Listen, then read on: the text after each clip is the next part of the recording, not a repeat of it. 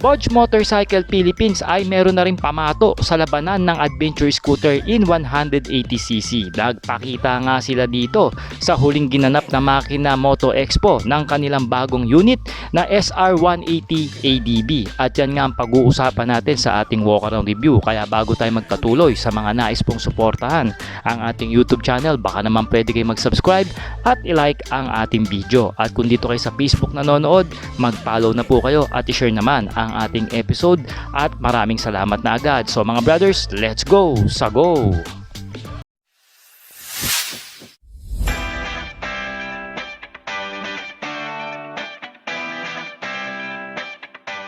Mga brothers, available na sa Shopee ang ating riding jersey at iba pang mga riding gears na ginagamit natin. Nandyan yung link sa gilid ng video. Let's go sa go! Kung naghahanap ka nga ng isang adventure scooter in 180cc na ayaw mong mabitin sa specs and features, aba, try to consider itong bagong labas ng Bodge. Ito nga yung SR180 ADB. Dito nga sa harapan mga brothers, meron nga itong electronic adjustable na windscreen. At ito mga brothers ay may pagka semi-smoke ang kulay.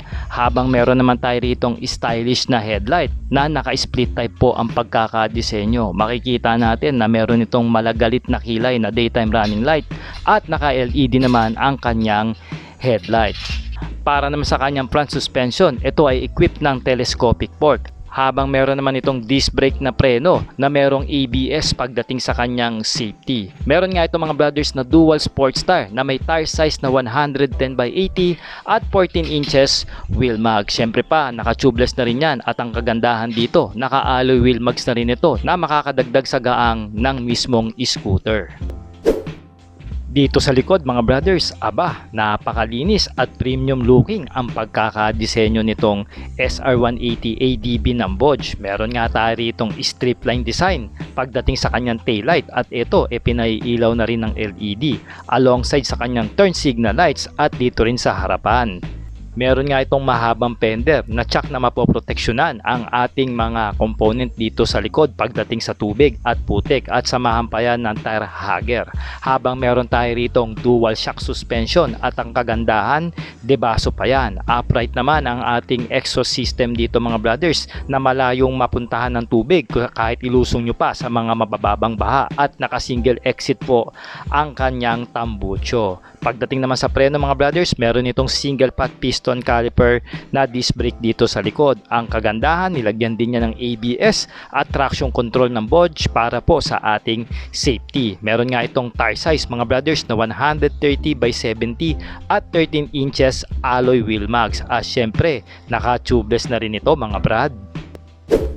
Pinapatakbo nga ito ng 174.1cc single cylinder, single overhead cam na 4 po yung kanyang valvula. Naka-liquid cool dito mga brothers dahil mataas po ang compression ratio ng scooter na pumapalo ng 11.5:1 habang meron naman itong 9 liters fuel tank capacity. At ayon pa nga sa Bodge motor, kaya nga nitong makatipid ng around 38 to 43 kilometers per liter. Depende po yan sa bigat nyo at road condition na inyong tatahakin.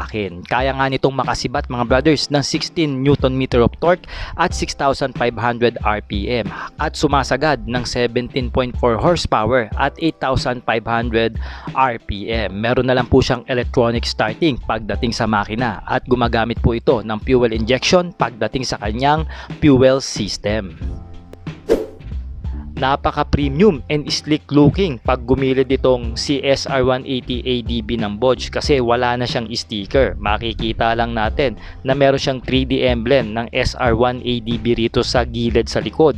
At dito naman sa harapan, meron lang siyang emblem badge ng Bodge, no? At ito mga brothers, ang nire-review natin is a solid matte black. At kung ayaw nyo naman, may isa pa siyang kulay na matte red with combination yan ng silver and black. Bahala na kayo kung anong trip ang gusto nyo. Meron nga tayo ditong dalawang put position, isang standard at isang put forward. Hindi nga natin nakita ang underseat compartment nito pero sabi nila kakasya daw ang isang open face o half face helmet. Pagdating naman dito sa kanyang cockpit, aba, napaka-premium pa rin ang pagkakadisenyo rito ng Bosch. Meron nga tayo rito ang glove compartment at mismong nandyan na ang ating USB charging port. Sa gitna naman mga brothers, meron tayo ritong utility hook at ito mga brothers ay naka-smart key system na rin, kaya naman papindot-pindot na lang tayo rito sa tuwing i-start ang motorsiklo. Sa manibela mga brothers, pansin nyo naman na meron itong mga premium switches. Dito nga sa left side, meron itong classic handle grip style. At ito ay naka-N-bar pa na bakal. Dito sa switch niya sa left side, meron tayo ritong horn, left and right, ang ating turn signal lights, ang ating hazard switch, low beam and high beam. At ito mga brothers ay meron pang flasher. At syempre, nandyan na rin yung control ng ating meter panel. Sa bandang gilid mga brothers, yan po yung adjustment button ng ating windscreen sa harapan. Sa right side mga brothers, nandyan po ang ating electronic starting at stop-start system para makatipid tayo sa gasolina kung sakaling humihinto tayo sa kalsada. Going naman sa kanyang meter panel, naka-color digital meter na nga tayo rito at mapapansin natin na meron itong mga basic indicators na magagamit natin. Sa gitna nga mga brad, nandyan ang ating speed meter at syempre sa taas ang ating RPM. Meron pa itong clock, kaya naman makikita natin kung anong oras na. Sa left side naman, nandyan ang ating odometer at ang ating fuel meters. Dito naman sa right side, makikita natin mga brothers ang kanyang engine temperature. Nandyan na rin ang kanyang left and right, yung engine check indicator, traction control indicator at ABS.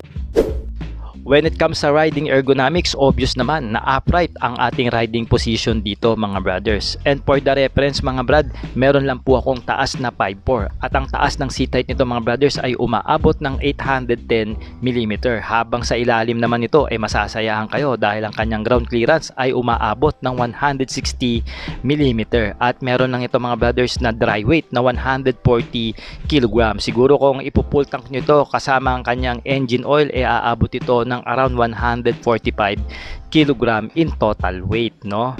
At syempre pa, dahil isa nga itong maxi style scooter, bibigyan naman talaga kayo nito ng komportabling riding experience kasama po ang inyong magiging back ride dito. Ngayon 2026, meron nga itong updated SRP na 155,000 pesos. At kung gusto niyo naman itong kunin sa ating online financing, meron po itong minimum down payment na 23,250 pesos. At sa 3 years po mga brothers, meron po kayo ritong monthly na 6,823 pesos at rebated na po yan mga brothers. So sa mga nais pong gustong mag-apply sa ating online financing, maaari po kayo mag-call and text sa ating cellphone number o di kaya naman mag-PM sa ating Facebook page. Yan po ang short motto para ma-assist ko po kayo sa inyong online application. At syempre pa, subukan nyo po ang ating serbisyo, legit at maaasahan. Sino ba rito mga brothers ang nagustuhan ang motor na ito? Mag-comment naman kayo ng yes at isama nyo na rin po ang inyong location. At maraming salamat po ulit mga brad. Alright!